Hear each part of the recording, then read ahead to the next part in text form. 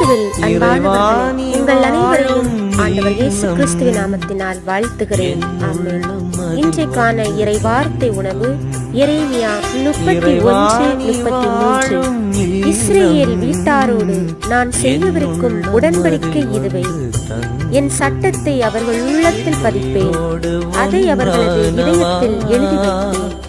நான் அவர்களின் கடவுளாயிருப்பேன், அவர்கள் என் மக்களாயிருப்பார்கள் என்கிறார் ஆண்டவர்.